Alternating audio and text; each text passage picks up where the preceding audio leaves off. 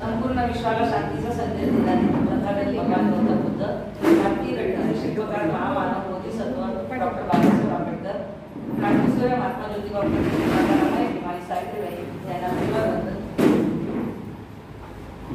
तसेच आजचे वंदे राजतज्ञांना वंदन, त्यांच्या सोबत आलेले त्यांना सुद्धा वंदन आणि सर्व उपस्थितांना सप्रेम दिवाळी आणि आजच्या श्रावण पौर्णिमेच्या सर्वांना शुभेच्छा।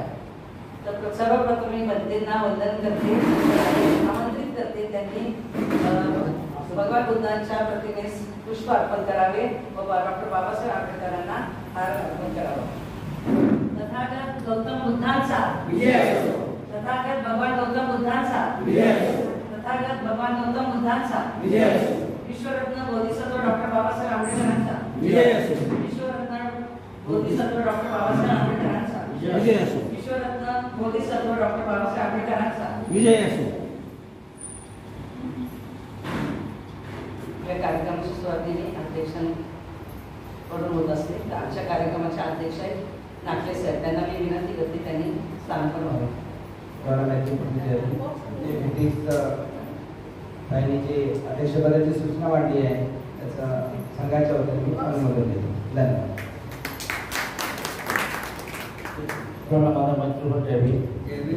आजच्या श्रावण पौर्णिमेचे अध्यक्षस्थान मला दिल्याबद्दल मी आपल्या विहाराचे आभार मानतो आणि आजच्या स्थानी ग्रहण करतो अशी मी विनंती करतो आणि पुढील कार्यक्रम आमच्या सुधारते बराते कार्यक्रम सुरू करते अशी त्यांना विनंती करतो। आपली कार्यक्रमाची सुरुवात स्वागत गीताने होत असते। तर मधुर वाणीने काय करता येते? तर गौतम बुद्ध म्हणतात, मधुर वाणीने शत्रूलाही आपलेसे करता येते व प्रतिस्पर्धकालाही जिंकून घेता येते। सुरामधल्या अटेला सुरामधून साथ द्यावी, कार्यक्रमाच्या यशासाठी मनापासून दाद द्यावी। तर मी अलकाताई बनसोडेंना विनंती करते त्यांनी स्वागत गीत प्रथम सर्व महामानवांना मातांना त्रिवार वंदन, भंत्यांना वंदन, तसेच आजचे अध्यक्ष नाकले सर यांना जय भीम आणि विहाराचे अध्यक्ष अवसरे सर यांना पण जय भीम आणि सर्व उपासिकांना जय भीम। आज मला तुम्ही गीत गाण्याची संधी दिली त्याबद्दल सर्वांचे आभार मानते आणि गीताला सुरुवात करते।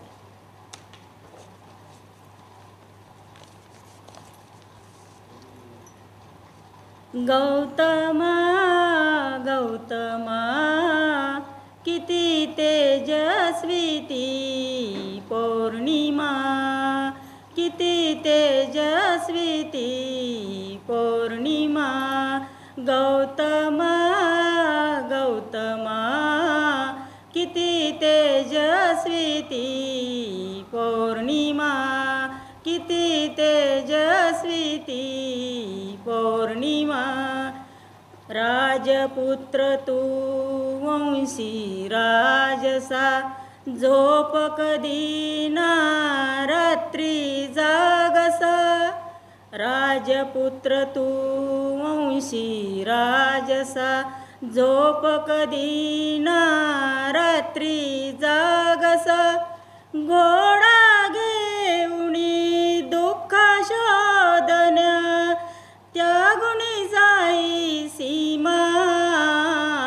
गौतमा गौतमा तेजस्वी ती पौर्णिमा, किती तेजस्वी ती पौर्णिमा।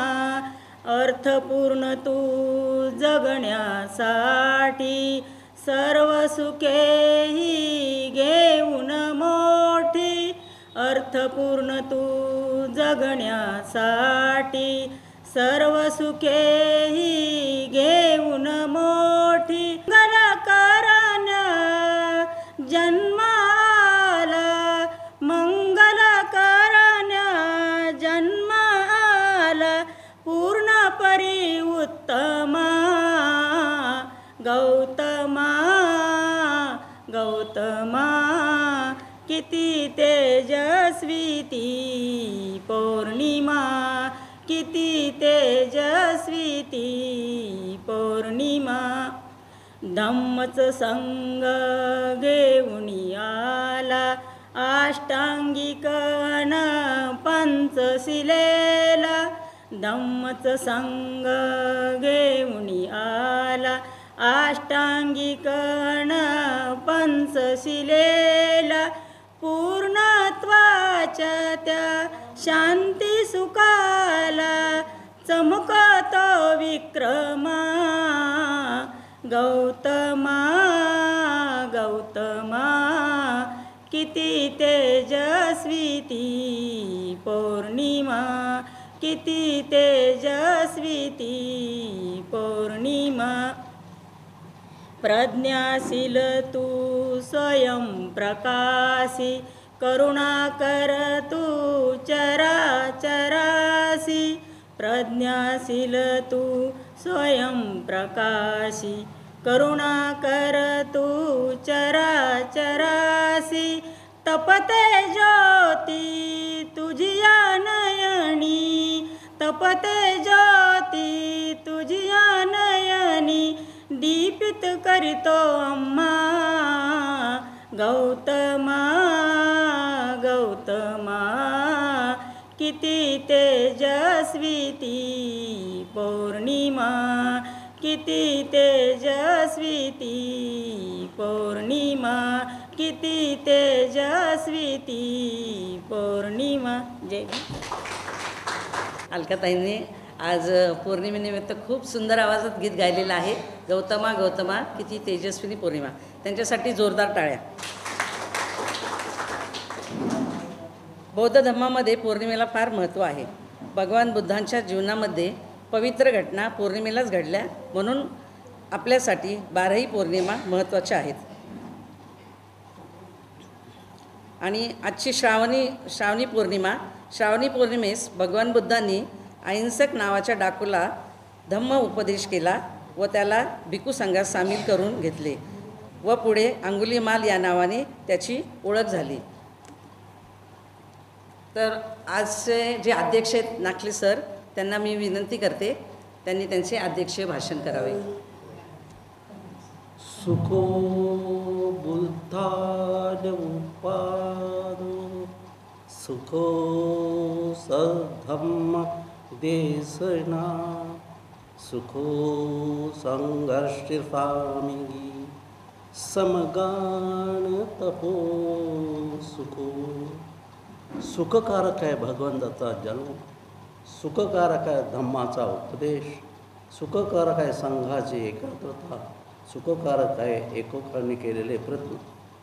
महाकारुणी तथागत भगवान गौतम बुद्ध, महामानव बोधिसत्व परम पूज्य डॉक्टर आंबेडकर आणि धम्माला प्रेरित असणारा सर्व महामानवाला माझा तिराभिवादन.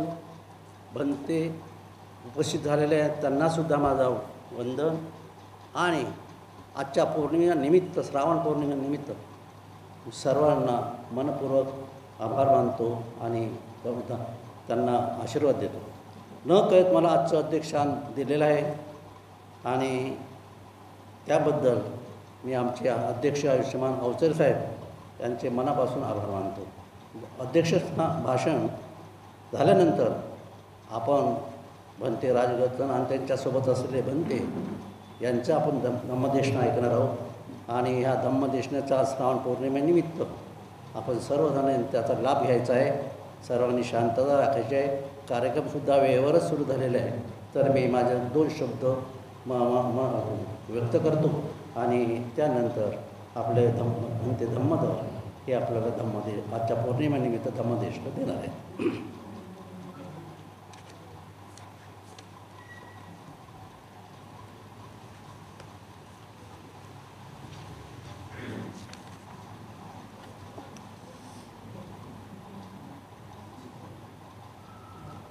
श्रावण पौर्णिमेचे महत्त्व.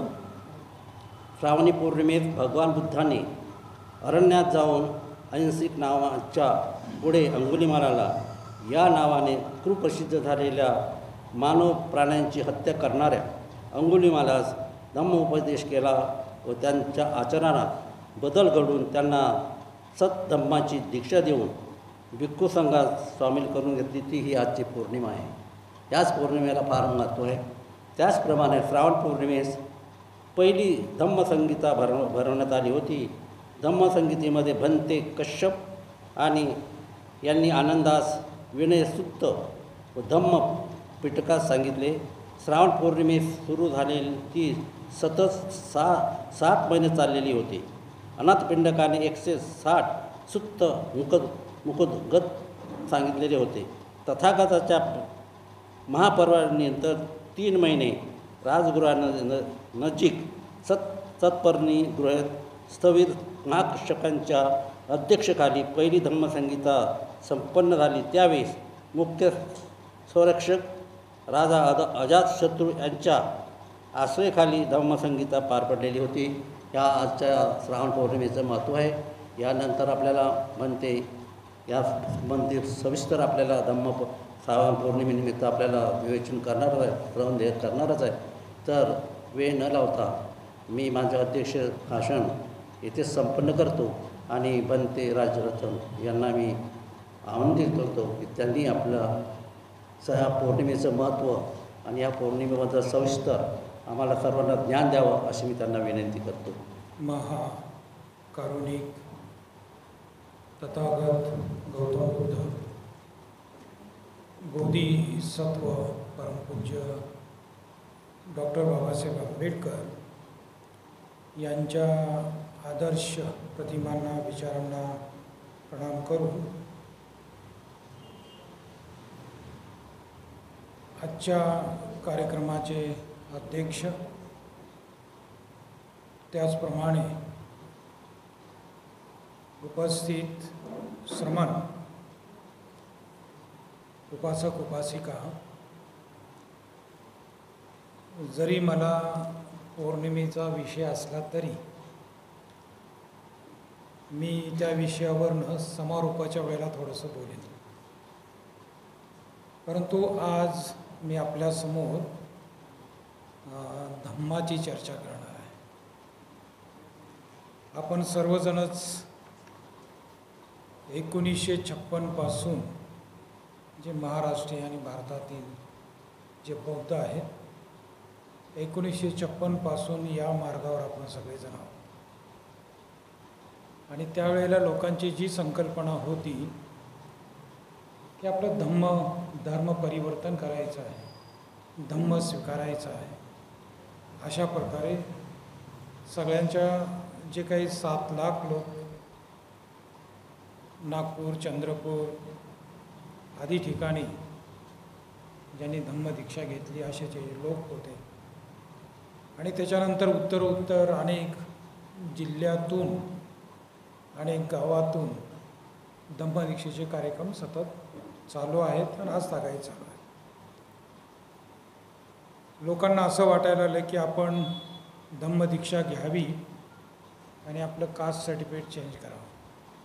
हा प्रमुख उद्देश बऱ्याच लोकांच्या डोक्यात होता आणि आज तागायत त्या पद्धतीने लोक चालताना दिसतात.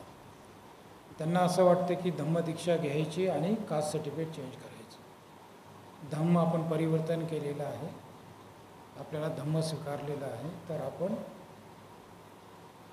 आपलं जे सर्टिफिकेट आहे ते बौद्ध म्हणून लागावं यासाठी काही लोक प्रयासरत आहेत. पण काही लोक असे आहेत की ज्यांना धम्मच माहीत नाही, परंतु त्यांना शैक्षणिक सवलती किंवा नोकरीच्या बाबत त्यांना त्या सवलती मिळाव्यात या उद्देशाने काही लोक ते कास्ट सर्टिफिकेट चेंज करताना दिसतात. आणि म्हणून बऱ्याच वेळेला 1956 पासून आज तागायत लोकांमध्ये काही संभ्रमाची अवस्था आहे. काही लोक व्यवस्थित त्या मार्गाने चाललेले दिसतात आपल्याला. म्हणून काही लोकांच्या कास्ट सर्टिफिकेटमध्ये हरिजन, महार, हिंदू महार, नवबौद्ध, बौद्ध, हिंदू बौद्ध अशा सगळ्या गोष्टी दिसत आहेत. आता या जरी बाबी दिसत असल्या किंवा या गोष्टीसाठी लोक प्रयासरत असले तरी आता आपण जवळपास बरेच वर्ष झाले या धम्माच्या मार्गावर आपण सगळे आहोत. हा धम्माचा मार्ग आपल्याला काय सांगतो, काय करायला सांगतो, काय केलं पाहिजे, याची ध्येयनिष्ठता काय, याचा उद्देश काय, या सगळ्यावर आपण सर्वांनी सतत विचार केला पाहिजे. आणि जो समाज आहे, जो या मार्गावर चाललेला आहे, त्यांना या बाबतीमध्ये ज्ञान करून देण्याची गरज आहे. आपल्याला या मार्गाने जाऊन नेमकं करायचं काय? फक्त एवढं क्षुल्लक कारण नाही आहे आपल्याकडे की फक्त कास्ट सर्टिफिकेट चेंज करणं आणि सवलती घेणं, हा तेवढाच उद्देश नाही. आपल्याला भविष्यातील आपल्या ज्या पिढ्या आहेत, येणाऱ्या ज्या नवीन पिढ्यात, आपण तर मरून जाऊ आता, आपण किती दिवस राहणार आहोत, तर येणारी जी पिढी आहे त्या पिढीला व्यवस्थितरित्या ही परंपरा सपूर्द करता आली पाहिजे, सांगता आली पाहिजे आणि ही परंपरा उभी करता आली पाहिजे. त्यासाठी आपण सर्वांनी प्रयत्नशील असलं पाहिजे. तर या मार्गाने जाणारे जे लोक आहेत, जे अभ्यास करतात, त्यांनी सर्वांनी एक गोष्ट लक्षात ठेवायला पाहिजे. मी पाठीमागे पण प्रवचनामध्ये काही गोष्टीचा जिक्र केलेला होता, आज पण मी करणार आहे. आज पण त्याच्याविषयी आपण स्मरण करणार आहोत, स्मृती करणार आहोत. तर असं म्हटलेलं आहे की बिना हेतू प्रत्ययाशिवाय काहीच उत्पन्न होत नाही. हे खूप महत्त्वाचं वाक्य. आणि भगवान बुद्धांचं जे बोधी ज्याला म्हणतो आपण, ते प्रतिते समुत्पाद आहे, हेतू प्रत्यय आहे. आणि भगवान बुद्धांचं हे सांगणं आहे की जे काही या जगात निर्माण झालेलं आहे, उत्पन्न झालेलं आहे किंवा उत्पन्न होत आहे, उत्पन्न होत राहील, त्याला सर्व हेतू प्रत्यय असते. म्हणून हा जो हेतू प्रत्ययाचा जो सिद्धांत आहे, त्या हेतू प्रत्ययाच्या सिद्धांताकडे विशेष करून आपण लक्ष द्यायला पाहिजे. बुद्धांच्या नंतर जेवढे आचार्य होऊन गेले त्यांनी या गोष्टीकडे विशेष लक्ष दिलेलं आहे. त्यामध्ये नागार्जुन आहेत, चंद्रकीर्ती आहेत, असंग बंधू आहेत, आचार्य कमलशील आहेत. असे सगळे लोक आहेत की ज्यांनी या गोष्टीकडे विशेष करून महत्त्व दिले, याची चर्चा केलेली आहे. तर आपण सर्वांनी आवाज वाढवा. आपण सर्वांनी या हेतू प्रत्ययाकडे विशेष करून लक्ष द्यायला पाहिजे. म्हणजे आपलं व्यावहारिक जीवन आपल्याला प्रगतीपथाला नेण्यासाठी सुद्धा आपण हेतू प्रत्ययावरच विचार करायला पाहिजे. आणि त्याचप्रमाणे हे जे आध्यात्मिक शब्द मुद्दाम मी वापरतो, नंतर त्याचं स्पष्टीकरण करेन. आध्यात्मिक विकास करण्यासाठी सुद्धा आपल्याला हेतू प्रत्ययावरच विचार करावा लागेल. आणि जे लोक हेतू प्रत्ययावर विचार करत नाही, सोपं करण्यासाठी, समजण्यासाठी सांगतो, कार्यकारण भावावर विचार करत नाही. आता कार्यकारण भाव हा जो सिद्धांत आहे खूप तोकडा सिद्धांत आहे. खरा सिद्धांत बुद्धांचा जो आहे तो हेतू प्रत्ययाचा सिद्धांत आहे. कार्यकारण भावामध्ये दोन प्रकारचे सिद्धांत मांडले जातात, सत्कार्यवाद, असत्कार्यवाद, अशा प्रकारचे ते सिद्धांत आहेत. परंतु बुद्ध हेतू प्रत्ययाचा सिद्धांत, प्रतित्य समुत्पादाचा सिद्धांत मांडतात. म्हणजे कार्यकारण भावाच्याही पुढचा विस्तृत विस्तारपूर्वक तो सिद्धांत आहे. आणि जो कोणी हेतू प्रत्ययावर विचार करतो, जो कोणी कार्यकारण भावावर विचार करतो, त्याच व्यक्तीला बुद्धिवान म्हणता येईल. बुद्धीचा तोच उद्देश आहे. जर एखादी घटना घडली त्याला कारण आहे, म्हणजे ही घटना घडली कशी त्याचा शोध जर घ्यायचा असेल, त्या खोलवर मुळापर्यंत जर आपल्याला पोहोचायचं असेल, तर हेतू प्रत्ययाचा सिद्धांत सगळ्यात महत्त्वाचा आहे. समजण्यासाठी कार्यकारण भाव हा शब्द वापरणं. म्हणजे या ठिकाणी आपण सगळे जेव्हा बौद्ध म्हणतो तेव्हा बौद्धांची बुद्धी ही हेतू प्रत्ययावर विचार करणारी असली पाहिजे, कार्यकारण भावावर विचार करणारी असली पाहिजे. आणि म्हणून आपण जो काही समस्या असतील, प्रॉब्लेम्स असतील, समाजाचा विकास असेल, व्यक्तीचा विकास असेल, तर ह्या सगळ्या विकासाला हेतू प्रत्यय आहे. बिना हेतू प्रत्ययाचं कुठलाही उत्पन्न होत नाही. मग आपण जेव्हा या मार्गावर आलो तेव्हा या मार्गावर, बुद्ध मार्गावर, धम्म मार्गावर, जेव्हा या मार्गावर आपण जात आहोत तेव्हा त्याचा उद्देश आहे, बाबासाहेब आंबेडकरांनी स्पष्ट केलेलं आहे, धर्मांतर हा पोरखेळ नाही. या संपूर्ण मानवजातीला उच्च अवस्थेला घेऊन जाण्यासाठी आमचं धर्मांतर आहे. हे वाक्य खूप महत्त्वाचं आहे. म्हणजे धर्मांतराची जी भूमिका आहे की आपल्या सर्वांना उच्च अवस्थेपर्यंत पोचायचं आहे. मग आता ती उच्च अवस्था कोणती असेल त्याचं स्पष्टीकरण बाबासाहेब आंबेडकरांनी भगवान बुद्ध आणि त्याच्या धम्मामध्ये केलेलं आहे. आणि ती अवस्था जी आहे ती बुद्ध बनण्याची अवस्था आहे, फक्त बौद्ध नव्हे. आपल्या समाजामध्ये एकच संकल्पना रुजली आणि ती आहे की सर्टिफिकेट चेंज करा, बौद्ध बना, बौद्ध पद्धतीने विवाह करा, बौद्ध पद्धतीने गृहप्रवेश करा, बौद्ध पद्धतीने नामकरण करा. सगळे कार्यक्रम जे काही सांस्कृतिक कार्यक्रम असतील ते ज्याला आपण कर्मकांड तेवढ्यापुरतंच त्यांची मर्यादा वाढली. कास्ट सर्टिफिकेट चेंज करण्यापर्यंत मर्यादा वाढली. परंतु या धम्माचा जो उद्देश आहे, प्रत्येक मनुष्य जसं सिद्धार्थ गौतम बुद्ध झाले तसं आपण सगळे बुद्ध होऊ शकतो यासाठी आहे.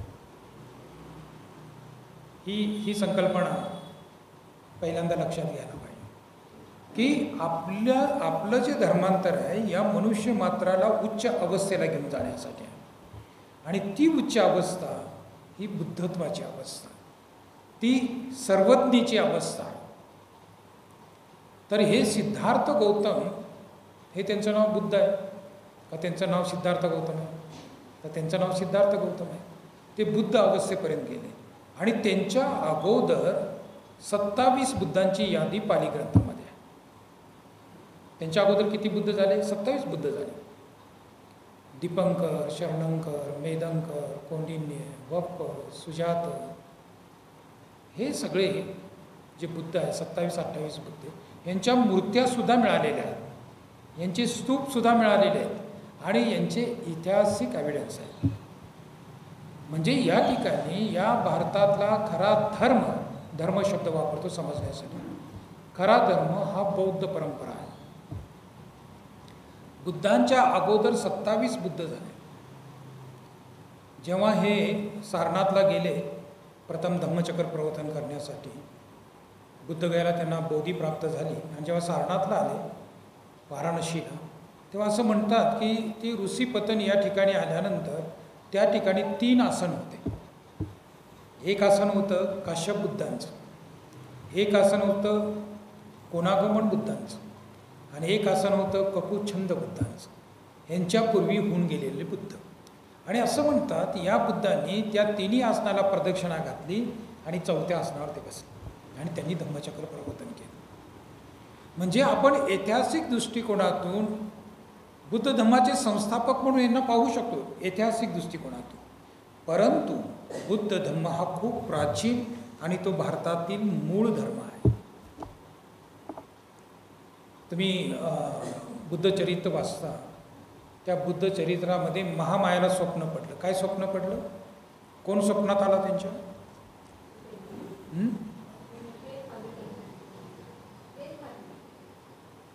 लक्षात द्या. पांढरा हत्ती आला. सुमेध नावाचे बोधिसत्व, जे बोधिसत्व त्यांच्या स्वप्नात आले आणि त्या स्वप्नात येऊन त्यांनी म्हटलं की तू माझी माता होण्यास मी शेवटचा जन्म तुझ्या अवतरी केला. हे सर्व बुद्ध आणि त्याच्या धम्मात आहे. मग मला सांगा, बोधिसत्व संकल्पना ही जर पूर्वी नसेल तर महामायाच्या स्वप्नामध्ये कसं येईल? हा शब्द कसा आला? म्हणजे बुद्ध शब्द, बोधिसत्व शब्द, या शब्दाकडे जर तुम्ही लक्ष घेतलं, ही जी भारतातली जी सोसायटी होती ही बुद्ध धर्माची सोसायटी होती. त्याच्यापूर्वी होऊन गेलेल्या बुद्धांची परंपरा सांभाळणारी ही सगळी होती.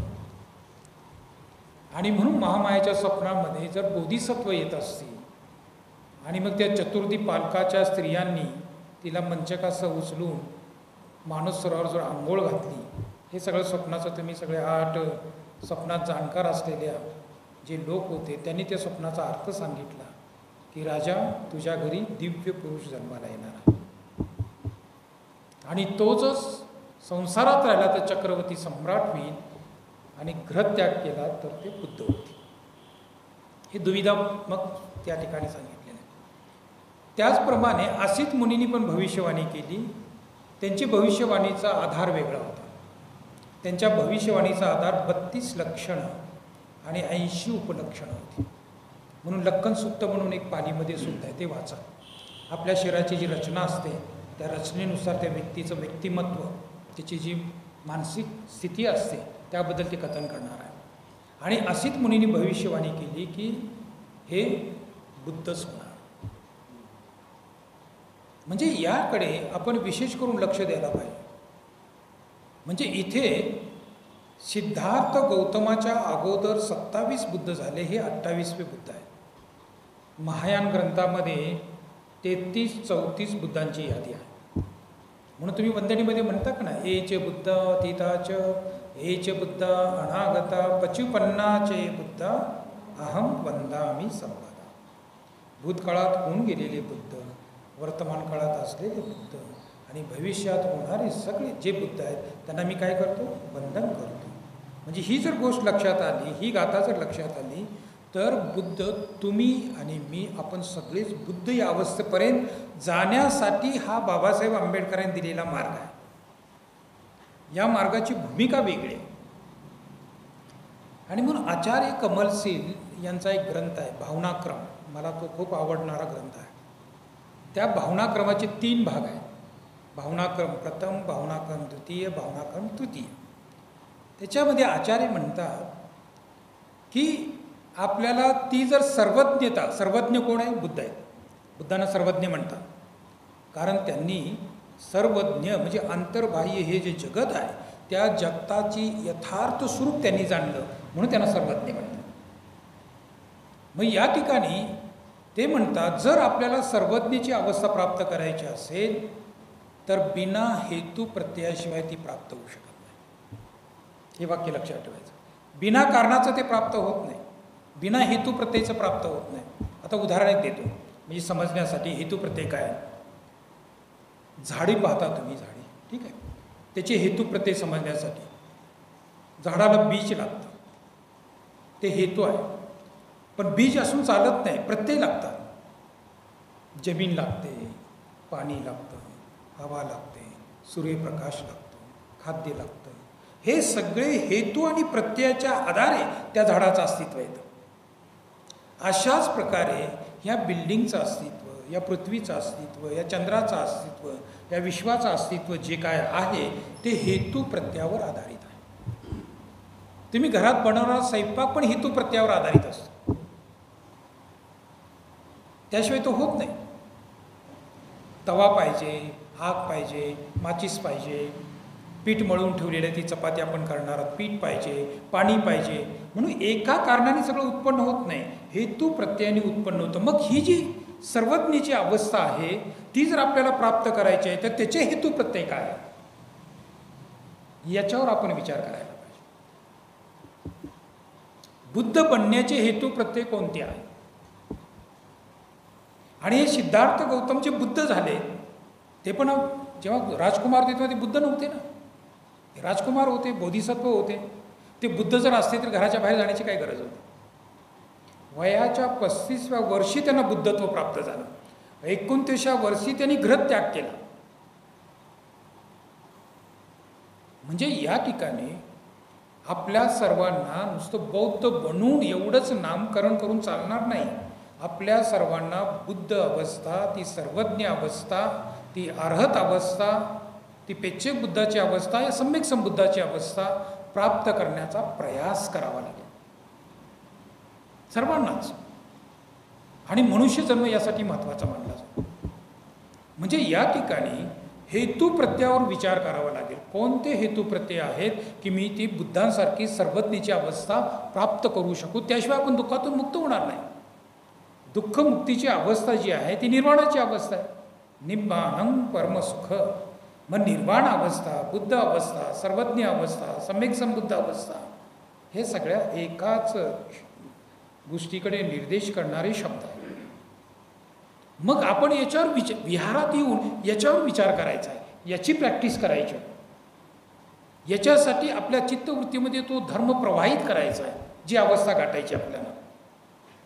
मग या ठिकाणी हेतू प्रत्ययावर विचार करणं खूप आवश्यक आहे. आचार्य कमलशील म्हणतात भ्रमयुक्त हेतू प्रत्यय काहीच कामाचे नाहीत. जे सत्य हेतू प्रत्यय आहेत त्याच्यावरच आपण काम केलं पाहिजे. आणि धर्माच्या नावाने तर भ्रम खूप चालतो. तुम्हाला अन्य धर्म पाहताच की तुम्ही. आता आपण सुद्धा कधी कधी भ्रमित होतोच की. कसं भ्रमित होतो आपण? देव शब्द आला भ्रमित होतो आपण. पुनर्जन्म शब्द आला भ्रमित होतो आपण. स्वर्ग, नरक, प्रेत योनी, देव योनी, असुर योनी, नरक योनी, यक्ष, हे सगळे शब्द आले की काय होतं? आपण भ्रम निर्माण होतो. आणि आपल्याला वाटायला लागतं जिथून आपण आलोय त्याच्यात पण ते शब्द आहेत आणि इथं पण ते शब्दच आहेत. ब्रह्मा शब्द आला. आज तागायत प्रवचनकर्त्यांना हा ब्रह्मा कोणही माहीत नाही. सहपती ब्रह्मा भगवान बुद्धांना विनंती करायला आलेला जो ब्रह्मा आहे तो कोण आहे नाही माहीत लोकांना. ते लोक काय करतात? ते 4 तोंडाचा जो ब्रह्मा आहे तीर्थिक लोकांमध्ये, मी तीर्थिक शब्द वापरला, बुद्ध वापरतात, आचार्यांनी वापरला तो शब्द. तीर्थिक कोणाला म्हणतात? जो पाण्यामध्ये आंघोळ करून, गंगेमध्ये आंघोळ करून, नद्यामध्ये आंघोळ करून आपण शुद्ध होतो असं मानणाऱ्या लोकांना तीर्थिक म्हणतात. मग आता तुम्हाला कळालं असेल. मग तीर्थिक लोकांचे शब्द, तीर्थिक म्हणजे ब्राह्मण धर्म बोलायचं झालं तर तीर्थिक लोकांचा, तीर्थ म्हणतो ना आपण, तीर्थ म्हणजे पाण्याच्या ठिकाणची जागा, आंघोळ करतात लोक, पवित्र होतात, स्वतःला मानतात असे. तर अशा लोकांचे शब्द आणि बुद्ध धर्मातले शब्द एकच समजून आपल्या लोकांचा भ्रम झाला. हाच तागायत आहे.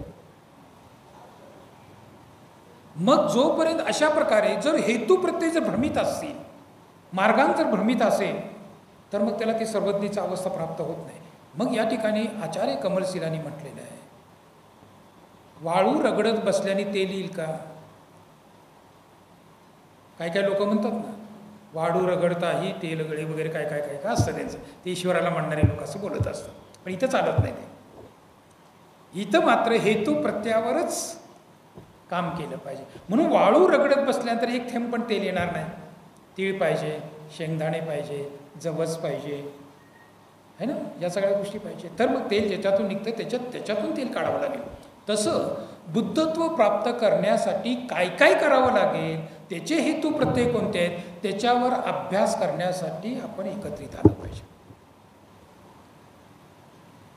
फक्त बौद्ध बनण्यासाठी एवढंच मर्यादा असू द्या, ते पाहिजे, ते सामाजिक बाब आहे, ते एक कायदेशीर बाब आहे, त्याची आवश्यकता, त्याला आपण दुमत मानत नाही. पण तेवढ्यासाठी केलं का आपण हे धर्मांतर? या मनुष्य मात्राला उच्च अवस्थेला घेऊन जाण्यासाठी आमचं धर्मांतर आहे, असं बाबासाहेबांचं विधान आहे. आणि म्हणून ती सर्वज्ञीचा अवस्था प्राप्त करण्यासाठी, बुद्ध बनण्यासाठी स्त्री आणि पुरुष दोन्हीही बुद्ध बनू शकतात. बुद्ध शब्द स्त्रीवाचक नाही, बुद्ध शब्द पुरुषवाचक नाही, बुद्ध शब्द गुणवाचक आहे. बुद्धांचं नाव नाही ते. बुद्ध शब्द जो आहे ती सर्वज्ञची जी अवस्था आहे, ज्ञानाची जी अवस्था आहे, यथार्थ ज्ञानाची जी अवस्था आहे, परमार्थ ज्ञानाची जी अवस्था आहे, त्याला बुद्ध म्हटलेलं आहे. प्राप्त करू शकतो.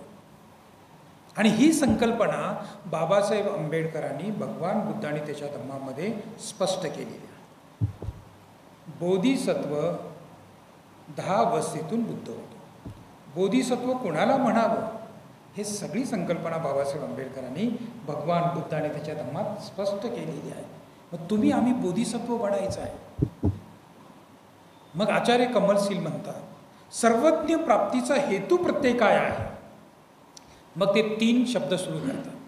पहिला शब्द ते म्हणतात करुणा, दुसरा शब्द ते सांगतात बोधिचित्त, आणि तिसरा शब्द ते सांगतात उपाय. उपाय म्हणजे मार्ग.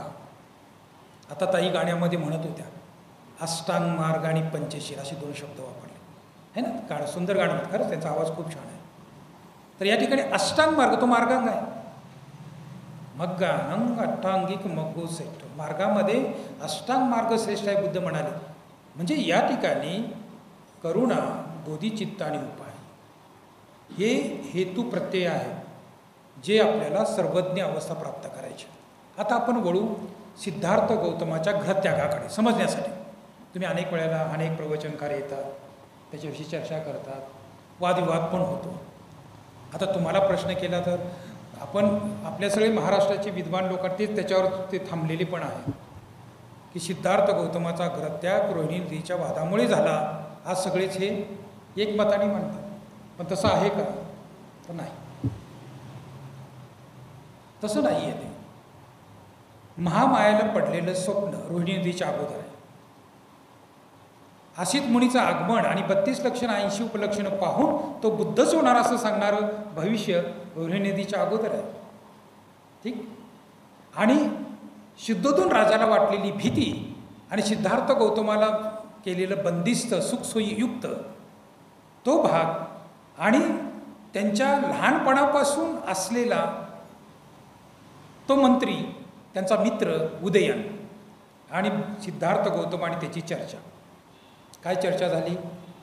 उदयन म्हणाला की मोठमोठे ऋषी मुनी तप सोडून या सुखवैभवासाठी येतात आणि तुम्हाला हे सगळं प्राप्त आहे आणि तुम्ही ह्याच्यात भोग का घेत नाही, तुम्हाला का आवडत नाही?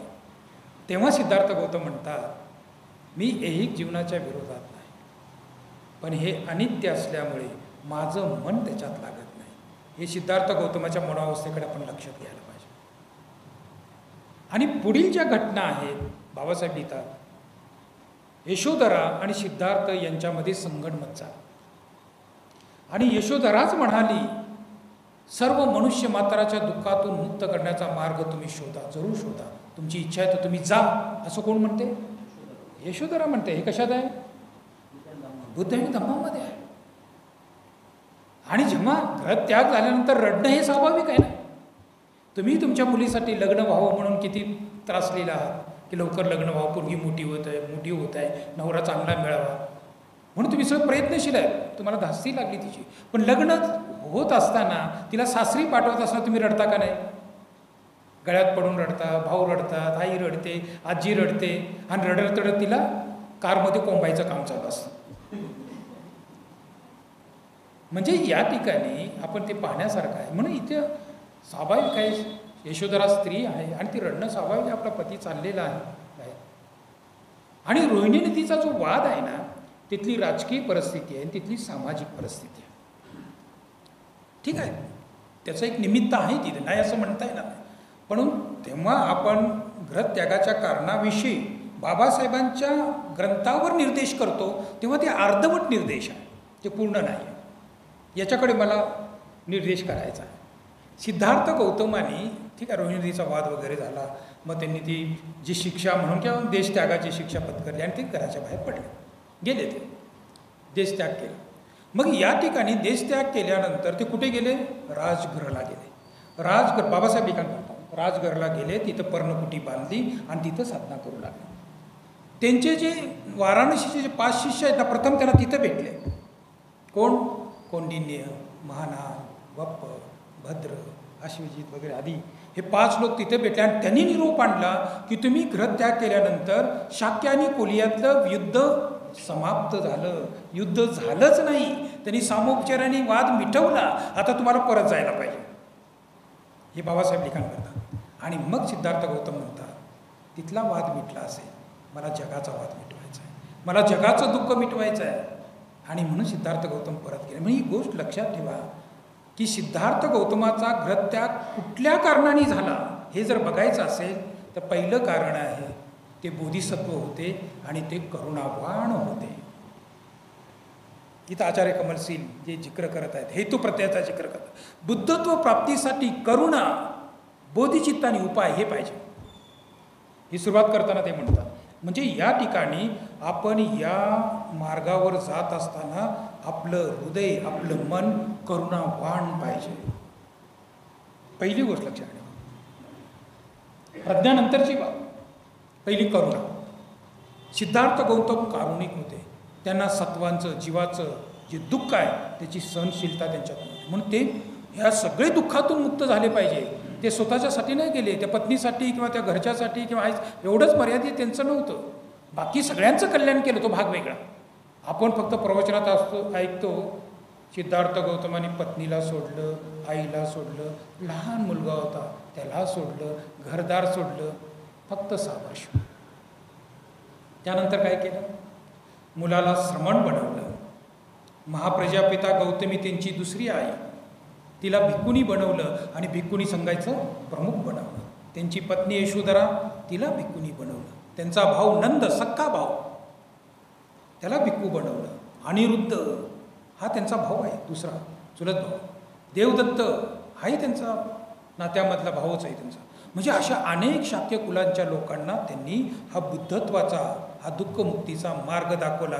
म्हणून भगवानकडे, बुद्धांकडे पाहत असताना जे मैथिली शरण गुप्त वगैरे हिंदी कवी जे आहेत ना, जे लोकांनी कविता रचलेल्या आहेत, त्यांना डोकं नाही, ते वाचत नाही, ते पाहत नाही, त्यांना यथार्थ अभ्यास नाही. भगवान बुद्ध करुणावान होते. त्यांनी आपल्या कुटुंबाचा तेवढंच कल्याण केलं आणि सगळ्या जगाचं कल्याण केलेलं आहे. ते कारुणिक होते. आणि म्हणून आपण लक्षात ठेवा, आपल्याला जर बुद्धत्व प्राप्त करायचं असेल तर आपण करुणावान झालं पाहिजे. प्रथम तो भाग आहे. करुणा खूप महत्त्वाची. मग आता करुणेपर्यंत पोचायचं असेल तर त्याच्या अगोदर काही प्रॅक्टिस आहे आपली, ती करावी लागेल. तेव्हा आचार्य कमलशील म्हणतात की तुम्हाला मैत्री जी आहे, मैत्रीनी जसं जमीन आपण पाण्याने गिली करतो, भिजवतो आणि मग त्याच्यात बीज पेरतो, तशा पद्धतीने तुम्हाला जर करुणा जर उत्पन्न करायची असेल तर मैत्री पहिल्यांदा आपल्या चित्तात निर्माण केली पाहिजे. मैत्रीच्या नंतर करुणा आहे. म्हणून 4 ब्रह्मविहार आहेत.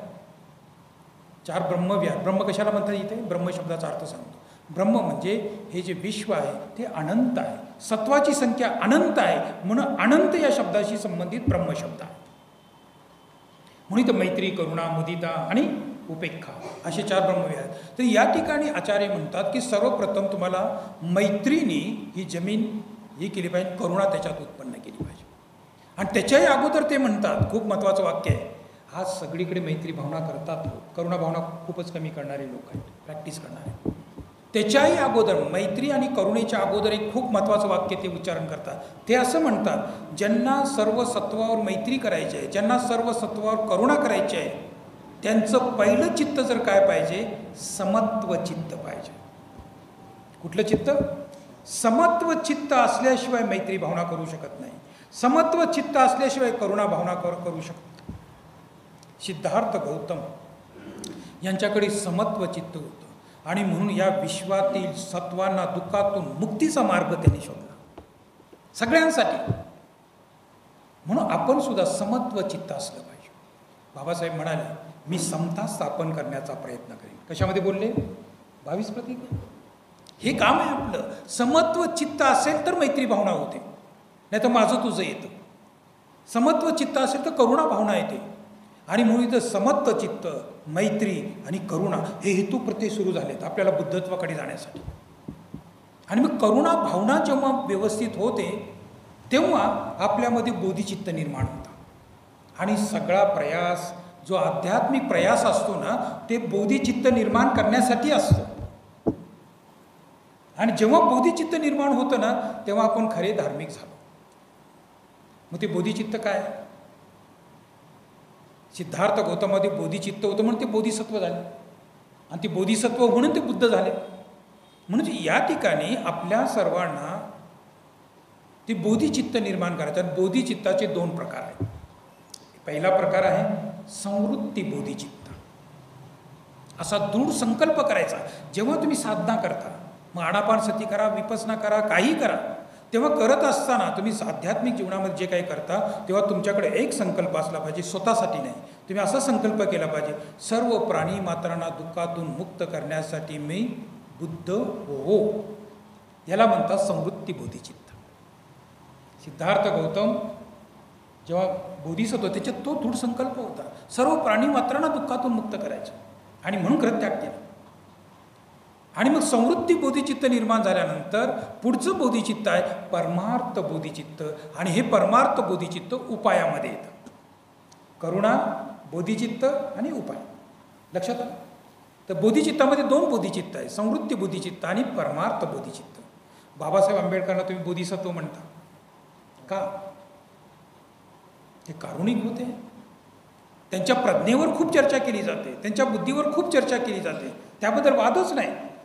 परंतु त्यांनी समाजाचं जे आमूलाग्र बदल केला, आपलं जे कल्याण झालेलं आहे ते कारुणिक होते, म्हणून, ते बोधिसत्व होते म्हणून. आणि म्हणून बाबासाहेबांचं एक वचन तुम्हाला सांगतं, बुद्ध आणि त्याच्या धम्मातलं आहे.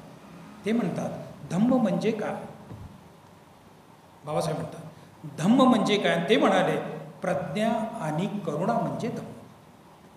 हे धम्माचे 2 अंग आहेत. आचार्य कमलशील ती चर्चा करत आहे. आपल्याला 2 अंगाचा विकास करायचा आहे. पुण्यसंभार 1, ज्ञानसंभार 2. या 2 अंगाचा विकास करण्यासाठी हा धम्म मार्ग आहे. पुण्य आणि ज्ञान, प्रज्ञा आणि करुणा. धम्म म्हणजे काय. प्रज्ञा आणि करुणा म्हणजे धम्म आहे. म्हणून या ठिकाणी ताईंनी शील शब्द वापरला, अष्टांग मार्ग शब्दही वापरला. तुम्ही जेवढे बुद्धांनी मार्गांग सांगितलेले आहेत ना, अष्टांग मार्ग असो, 6 पारमिता असो, 10 पारमिता असो, चतुर्प्रस्थान असो, 5 पंचधर्मेंद्रिय असो, पंचबल असो, सप्तबोधांग असो, जेवढे मार्गांग सांगितले त्या मार्गांगामध्ये ह्या 2च गोष्टी आहेत. एक आहे प्रज्ञा आणि एक आहे करुणा. म्हणून धम्म म्हणजे काय. प्रज्ञा आणि करुणा. म्हणून आपल्या सर्वांना पुण्यसंभार आणि ज्ञान संभार करायचा आहे. पुण्यसंभार आणि ज्ञान संभारची परिपूर्णता हे बुद्धत्व आहे. त्या उच्च अवस्थेला आपल्याला जायचं. म्हणून इथे आपल्याला बोधिचित्त, संवृत्ती बोधिचित्त आणि परमार्थ बोधिचित्त. आणि परमार्थ बोधिचित्त कसं प्राप्त होतं तर मार्गांगाच्या आधारे प्राप्त. आपल्याला मार्गांग पकडला पाहिजे. मग आता तुम्ही पहा, नाही 14 ऑक्टोबर 1956 पासून आज किती वर्ष झाले. एक तर माणूस असा भेटतो की मी मार्गांगावर आहे, मी अष्टांग मार्ग भावित करत आहे, मी 6 पारमिता भावित करत आहे, या मी 10 पारमिता भावित करत आहे, आता माझ्या या पारमितेचा विकास चालू आहे. असं कोणी भेटतं. जसं पाण्याच्या प्रवाहामध्ये एखादा लाल कलर जर मिसळला तर पाण्याच्या प्रवाहाबरोबर तर पाणी लाल लाल लाल होत जातं. तसं आपल्या चित्तवृत्तीमध्ये या पुण्यसंभार आणि ज्ञानसंभाराचा विकास करायचा. म्हणून अष्टांग मार्ग असो. म्हणून बाबासाहेब आंबेडकरांनी भगवान बुद्ध आणि त्याच्या धम्मामध्ये उपासक, उपासिका, भिक्खू, भिक्खुनी यांना समानरित्या भगवान बुद्धांनी उपदेश केलेला असं म्हटले. म्हणजे आपल्या सर्वांना प्रयत्न करायचा. तुम्ही गृहस्थ असावा अथवा भिक्खू असावा, सगळ्यांना एकसारखा प्रयत्न आहे. सर्वांना बुद्ध अवस्था, सर्वज्ञ अवस्था प्राप्त करायची आहे या मार्गाने जात असताना. आणि म्हणून या ठिकाणी जो मार्गांग आहे तो मार्गांगाचा आपण अभ्यास करायला पाहिजे. मग काय मार्गांग आहे तर मार्गांग 6 पारमिता. मी 6 पारमित्यावर बोलतो. आता अष्टांग मार्ग वगैरे भरपूर आहे, पण 6 पारमितेकडे जर लक्ष दिलं, पहिली पारमिता दान पारमिता आहे. दान पारमिता खूप महत्त्वाची. भगवान बुद्धांनी 45 वर्ष दान पारमितेचं पालन केलं. सब्बदानं धम्मदानं जिनाची. धम्माचा उपदेश केला फ्रीमध्ये, पैसा नाही घेतला. आज आपलेच लोक काही पैसा घेऊन वगैरे उपदेश करतात. नाही नाही, तसं नाही करायला पाहिजे. धम्म फ्रीमध्येच असला पाहिजे. कुठल्याही प्रकारची अपेक्षा ठेवून आपण दान करायला नाही पाहिजे. दान देताना आपल्या चित्ताची तेवढीच पवित्रता महत्त्वाची आहे, दान घेणाऱ्याची तेवढीच पवित्रता महत्त्वाची आहे. आणि म्हणून या ठिकाणी भगवान बुद्धांनी दान पारमिता पहा तुम्ही, पूर्ण जीवन दान केलं आणि धम्मदान सतत. जो व्यक्ती महापरिनिर्वाणाच्या शय्यावर असताना उपदेश करतात ते किती मोठे. आणि भगवान बुद्धांनी दानाची एवढी स्तुती केली. जे सुजाताने दिलेली खीर, पालीमध्ये शीर म्हणजे दूध, त्याची स्तुती किती केली. आणि एवढंच नाही, शेवटचं त्यांचं चुंदाने दिलेलं भोजन ते विषाक्त होतं तरी भगवान बुद्ध स्तुती करतात. दानाला एवढं महत्त्व देतं. त्या व्यक्तीच्या चेहऱ्यावरला भाव पाहून भगवान बुद्धांना तो जेवण वाढतोय, भोजन वाढतोय. ते जे विषाक्त जो पदार्थ आहे तो ते जंगलातून गोळा करून आणलेला तो ते बनवून तो वाढतोय. त्याला मशरूम सारखा तो पदार्थ आहे. तेव्हा भगवान बुद्धांनी पाहिलं आणि त्यांना लक्षात आलं की हे विषाक्त आहे. तर ते म्हणाले फक्त मलाच वाढ. त्या चेहऱ्याचे भाव बघून, त्याची भावुकता बघून भगवान बुद्ध फक्त मलाच वाढ, बाकीच्यांना भिक्षूंना वाढू नकोस, ते सगळं उचल, खड्डा खंद आणि त्याच्यात काढून टाक. आणि मग त्यांनी तसं केलं. आणि भगवान बुद्धांनी ते विषाक्त भोजन घेतलं आणि आनंदाला सांगितलं कुणी याला दोष देऊ नका, हे तेवढंच पवित्र आहे जेवढं मला बुद्धत्व प्राप्त होत असताना, स्वपादिशेष निर्वाण प्राप्त होत असताना जे मला सुजातांनी खीर दिले त्या जेवणात आणि या जेवणात तेवढीच पवित्रता आहे, असं भगवान बुद्ध म्हणाले. दानाची खूप स्तुती करत असतात. आणि म्हणून या ठिकाणी दान पारमिता ही खूप महत्त्वाची पारमिता. आपण आपल्या रोजच्या जीवनामध्ये ही सुरुवात करा, दान करण्याचा प्रयत्न करा. दुसरा आहे शील पारमिता. शीलाचे खूप प्रकार आहेत. पंचशील तुम्हाला माहीत आहे. हास्यशील आता तुम्ही उपस्थित धारण केलं असेल. 10 कर्मपद आहे, कायिक वाचिक मानसिक. 10 सामनेशील आहे, भिक्खूशील आहे, भिक्खुनीशील आहे आणि बोधिसत्वशील आहे. तर ही दुसरी पारमिता. तिसरी पारमिता शांती पारमिता. शांती पारमिता काय आहे? क्रोध आणि द्वेष करायचा नाही. ज्याच्यात क्रोध आहे, ज्याच्यात द्वेष आहे, त्याला शांतीचा अनुभव येत नाही. ही चित्ताची शांती आहे. या 3 पारमिता ज्या आहेत पुण्य मिळवून देतात, पुण्य संभार. म्हणून या ठिकाणी शील, समाधी आणि प्रज्ञा अष्टांग मार्गामध्ये हे शील जो भाग आहे, जेवढा शीलाचा भाग आहे तो सर्व करुणेच्या अंतर्गत आहे. म्हणून बऱ्याच वेळा मी प्रवचनात सांगतो शील, समाधी, प्रज्ञा. काही लोक शील, करुणा, प्रज्ञा असं लिहितात. तर करुणा आली तर शील लिहिण्याची गरज नाही. करुणेच्या मध्येच ते शील येतं. आपण हत्या करत नाही म्हणजे करुणा आहे, प्रेम आहे प्राणीमात्रावर. म्हणजे या ठिकाणी करुणा आणि प्रज्ञा ही सगळ्यात महत्त्वाची आहे. म्हणून इथे दान पारमिता, शील पारमिता, शांती पारमिता या 3 पारमितेच्या आधारे पुण्य संभार म्हणजे करुणेचा संभार होतो. आणि मग पुढे जे आहे समाधी पारमिता, ध्यान पारमिता आणि प्रज्ञा पारमिता, ह्या 2 पारमिता ज्या आहेत ज्ञान संभार करतात, म्हणजे आपल्याला प्रज्ञेपर्यंत घेऊन जातात. म्हणजे ह्या 2 गोष्टी खूप महत्त्वाच्या. आता एक पारमिता मी आता बोललो नाही, वीर्य पारमिता. या वीर्य पारमिता जी आहे, वीर्य पारमिता कुशल उत्साह या दोन्हीला आधार देते.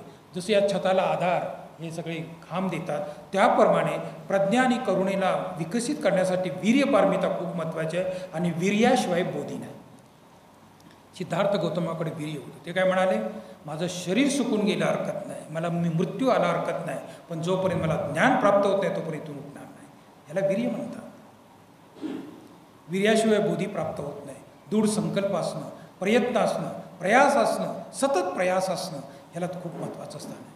फक्त आठवडाभर, 1 आठवड्यात नाही, शनिवार रविवार नाही, सतत प्रयास. आपल्या जीवनाचा भागच असा बनवायचा की आपल्याला बुद्धत्व प्राप्त करायचं. आणि म्हणून या ठिकाणी जो उपाय आहे, जो मार्गांग आहे, तो मार्गांग खूप महत्त्वाचा आहे. म्हणून या ठिकाणी जे काही हेतू प्रत्ययावर आपण काम करायला पाहिजे. मग पुढे जाऊन ते असं म्हणतात की आपल्याला जर प्रज्ञेची प्राप्ती करायची असेल तर शमत आणि विपसना. तुम्ही करता ना शमत विपसना? कोण कोण करतं? तुम्ही करत असाल असं वाटतं. विपसना कोण कोण करतं? गोयंका गुरुजीकडे जाऊन 10 दिवसाचे शिबिर केले असतील ना तुम्ही केले. ओके. विपसनेचे खूप प्रकार आहेत, फक्त नॉलेजसाठी सांगतो. आता गोयंका गुरुजी जी विपसना शिकवतात ती अनित्यानुपसना. सभ्ये संकारा अनिच्छाती यदा पय्याय पश्यति अथ निबिंदती दुःखे हे समको विसुद्धी. अनित्यानुपसना, दुःखानुपसना, अनात्मानुपसना. जे निर्वाण प्राप्तीसाठी जर कुठली विपसना करायची असेल तर ती अनात्मानुपसना करायची. जेव्हा सिद्धार्थ गौतमाने प्रथम धम्मचक्र प्रवर्तन करत असताना 4 आर्य सत्यावर उपदेश केला. दुःख, दुःख समुदय, दुःख निरोध आणि दुःख निरोधगामिनी प्रतिपदा. पहा, पहिला उपदेश त्यांचा तोच आहे. दुःखातून मुक्तीचा मार्ग ते सांगता सर्वांना. आणि ज्या वेळेला त्यांना लक्षात आलं की 5 पैकी फक्त कोंडिन्यच आरत झाला, बाकी होत नव्हते, तेव्हा मग त्यांनी अनंत लक्कन सूक्त सांगितलं. दुसरा उपदेश केला अनंत लक्कन सूक्त. आत्म म्हणजे माझं काय आहे, कोण आहे, मी कोण आहे, हे विषय सांगितले. आणि मग त्याच्यानंतर 5 लोक आरत झाले. म्हणजे या ठिकाणी आपल्याला अनात्मानुपसना, विपसनाचे खूप प्रकार आहेत. स्थूल आहे, सूक्ष्म आहे. आता अनित्यानुपसना, दुःखानुपसना, अनात्मानुपसना, नैरात्म्यानुपसना, याच्यामध्ये आपल्याला प्रज्ञेकडे जर जायचं असेल तर प्रज्ञा प्राप्त करायची असेल तर 2 प्रकारचं ज्ञान असतं. एक पुद्गल नैरात्म्य आणि धर्म नैरात्म्य. पुद्गल नैरात्म्य, पुद्गल कुणाला म्हणतात? जो व्यक्ती आहे, जो सत्व आहे, जो जीव आहे, त्याची यथार्थ स्थिती तो कोण आहे त्याला पुद्गल नैरात्म्य असं म्हटलेलं आहे. आणि धर्म नैरात्म्य म्हणजे बाह्य जे तुम्हाला हे जे जग दिसत आहे, त्याचे जे तत्व दिसत आहे, त्याचं नैरात्म्य, त्याचं स्थिती काय, परमार्थ स्थिती काय, ती लक्षात येणं. भगवान बुद्धांचा धम्म इतका सूक्ष्म आहे ना, विचारू नका. म्हणून याचा कर्माने अभ्यास करा, कर्माने अभ्यास करा. पहिला क्रम आहे तुम्हाला सांगतो, श्रुतमे प्रज्ञा. भरपूर वाचा, भरपूर ऐका. बाकी लोकांनी लिहिलेले ग्रंथ वाचत बसू नका. ओरिजिनल पाली त्रिपिटक वाचा, ओरिजिनल महायानाचे ग्रंथ वाचा. जे आगम आहे, परंपरागत जे ग्रंथ आहे ते वाचन करा. सुत्तपिटक वाचा, विनयपिटक वाचा, अभिधम्मपिटक वाचा. ते समजून घ्या व्यवस्थित. कारण पहिल्यांदा श्रुतमय प्रज्ञा, बौद्धिक स्तरावर वाचन खूप पाहिजे. जे विपसनेला जाणारे जे लोक आहेत ना, बऱ्याच लोकांना बुद्धिझम काहीच माहीत नसतं. ते डायरेक्ट साधनेला जातात, मग त्यांना आत्म्याचं दर्शन होतं, त्यांना देवाचं दर्शन, त्याच्या मनात जे कल्पना असतं ते होतं. परंतु एक आहे की श्रुतमय प्रज्ञा असते. तुम्ही तर श्रुतमय प्रज्ञा असलीच पाहिजे तुमच्या सगळ्यांमध्ये. भरपूर वाचन करा. कमीत कमी धम्मचक्र प्रवर्तन शुद्ध वाचून काढा. वाचलं का सगळ्यांनी? यथाभूत वाचलं का? मग किती दिवस थांबायचं? खूप वेळ गेला आपला. धम्मचक्र प्रवर्तन शुद्ध वाचा. वाचण्याचा एक प्रकार आहे, कधी विसरू नका. मग तुम्ही कन्फ्यूज होणार नाही. तीर्थिक लोकांची व्याख्या इथं आणणार नाही. आणि पहिल्यांदा तुमचं तीर्थिक लोकांचं डोकं जाऊ द्या बाजूला, पहिलं ते बाजूला काढा. म्हणून बाबासाहेब आंबेडकरांनी 22 प्रतिज्ञा दिल्या, हे डोक्यातून काढा म्हणून. तीर्थिक लोकांचं डोकं असेल ना तर बुद्धिझम नाही समजत, भ्रम उत्पन्न होतो, भ्रमिष्ट होतो आपण. पहिल्यांदा धम्मचक्र प्रवर्तन शुद्ध वाचून काढा. कसं वाचायचं? त्याचे शब्द लक्षात घ्यायचे, त्याचा अर्थ लक्षात घ्यायचा, त्याच्या व्याख्या लक्षात घ्यायच्या आणि त्याचा निर्देश लक्षात घ्यायचा. हे 4 जर तुमच्याकडे असतील वाचताना तर तुम्हाला बुद्धिझम समजेल. नाही तर गोंधळ. 4 आर्य सत्य टायटल म्हणून सांगतो, मला समजून सांगतो. 4 आर्य सत्य. 4 काय आहे? 1 2 3 4. कशाचे 4 आहेत? दुःख आर्य सत्य नंबर 1, दुःख समुदय आर्य सत्य नंबर 2, दुःख निरोध आर्य सत्य नंबर 3, दुःख निरोध गामिनी प्रतिपदा नंबर 4. हे 4 आहेत. 4 आर्य सत्य. आता आर्य शब्द आला, गोंधळ सुरू झाला. मग आर्य शब्द आल्यानंतर जर तुम्ही वामन मेश्राम साहेबांचे जर भाषण ऐकले असती तर तुमचा गोंधळ होणार. आर्य बाहेरून आले.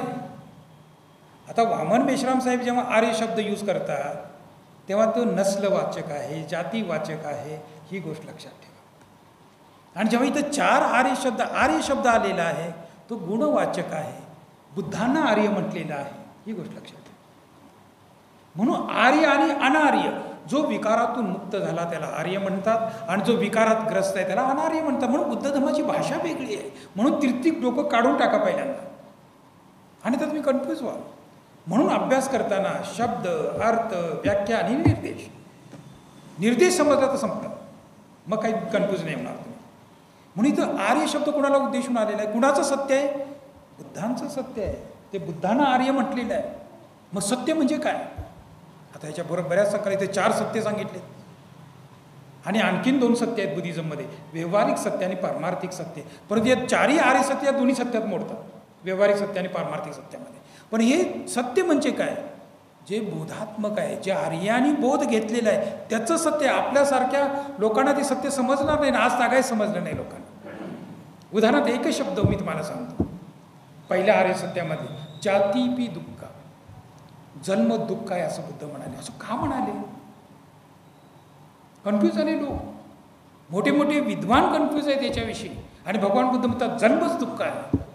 जातीपी दुःख, जरापी दुःख, व्याधीपी दुःख, मरणंपी दुःख, प्रियाचा वियोग दुःख, अप्रियाचा संयोग दुःख, मनात ज्या इच्छा आहेत त्या पूर्ण न होणं दुःख, पंच उपादान स्कंदा दुःख. हे सगळं दुःखाचं विश्लेषण करत असताना त्याचे शब्द, त्याचे अर्थ, त्याच्या व्याख्या, त्याचा निर्देश समजून घ्यायला पाहिजे, तरच बुद्ध समजतील. म्हणून आज तागाय जर आपण प्रथम धम्मचक्र प्रवर्तन जर वाचलंच नाही तर बुद्धिझम काय समजेल? त्याचा अभ्यास सुरू करा. फक्त निर्देश करतोय तुम्हाला. आपल्याला तुम्ही खूप चांगले लोक आहेत, आज लोकांपर्यंत धम्म पोचवत आहे, परंतु एक हेतू प्रत्ययाने काम करायला. म्हणून आता सगळ्यांनी पुढचा अभ्यासक्रम ठरवत असताना पहिलं धम्मचक्र प्रवर्तनाचा अभ्यास सुरू करा. आणि कसा? प्रत्येक शब्दाचा अर्थ तुम्हाला बुद्धाने केलेल्या व्याख्याशी संबंध पाहिजे. तीर्थिक लोकांची व्याख्या इथं आणायची नाही, अन्यथा भ्रम उत्पन्न होईल. म्हणून आचार्य कमलशील म्हणाले, गायीच्या शिंगामधून दूध काढत बसलं तर दूध एक थेंब पण येत नाही. आणि मग भ्रमिष्ठ ज्ञान असेल तो माणूस पोचणार कुठंच पोचणार नाही. म्हणून आपल्याला एक अभ्यास करण्याची पद्धत, म्हणून 4 आर्य सत्याचा अभ्यास करा. जाती कशाला म्हटलेलं आहे? आपण जे 9 महिन्यांनी जन्म घेतो ना, त्याला जाती नाही म्हणत बुद्ध. गर्भाशयामधील पहिला दिवस त्याला जाती म्हटलेलं आहे.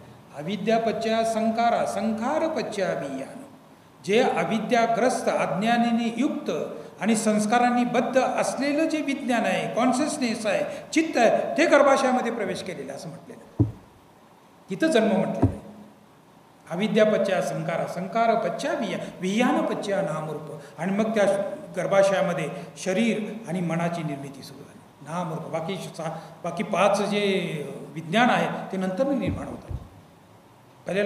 पहिल्यांदा ते अविद्यापच्या जे विज्ञान आहे, पट्टीसंधी विज्ञान आहे जुडणारं, ते विज्ञान वेगळं. आणि म्हणून इथं तुम्हाला किती चर्चा करण्यासारखं आहे. जेव्हा जन्म बुद्ध म्हणतात तर 10 महिन्यांनी जन्मलेलं त्याला जन्म नाही म्हटलं. त्या गर्भाशयातील पहिला जो संधी आहे त्याला जन्म म्हटलेला आहे. आणि ती संधी पाठीमागच्या भूतकाळातील सगळं सॉफ्टवेअर घेऊन ते आलेलं असल्यामुळे त्याला कर्माची फळं येणार आहे. कम्मदायात कम्म युनी कम्म बंधू असं म्हटलेलं आहे. मग या ठिकाणी आपल्याला विचार करावा लागेल, गुणसूत्रानुसार जे आज विज्ञान जे जन्म सांगतं आणि अविद्या आणि संस्काराच्या बद्ध असलेले जे कॉन्शियसनेसचा जन्म बुद्ध सांगतं, त्याचं तुलनात्मक अध्ययन करायला पाहिजे. बाबासाहेब आंबेडकरांनी बुद्ध आणि त्याच्या धम्मामध्ये प्रत्येक बाब विज्ञानाशी सुसंगत विश्लेषण केलेलं आहे, तार्किक विश्लेषण केलेलं आहे. मग आपल्याला ते करावं लागेल. आपल्याला तर्कशास्त्र शिकावं लागेल. हे सगळं विहारात झालं पाहिजे. तर्कशास्त्राचे ग्रंथ आहेत बुद्ध धम्माचे, तर्क करण्याचे, बुद्धी चालवण्याचे ग्रंथ आहेत. जर आपली बुद्धी तर्कनिष्ठ नसेल तर आपण योग्य ठिकाणी पोचू शकणार नाही. आणि मग तर्कनिष्ठ बुद्धी पाहिजे. आपली तर्कनिष्ठ असले तर आपण पुढे जा. म्हणून कमीत कमी तुम्ही या ठिकाणी पहिलं धम्मचक्र प्रवर्तन वाचून काढा.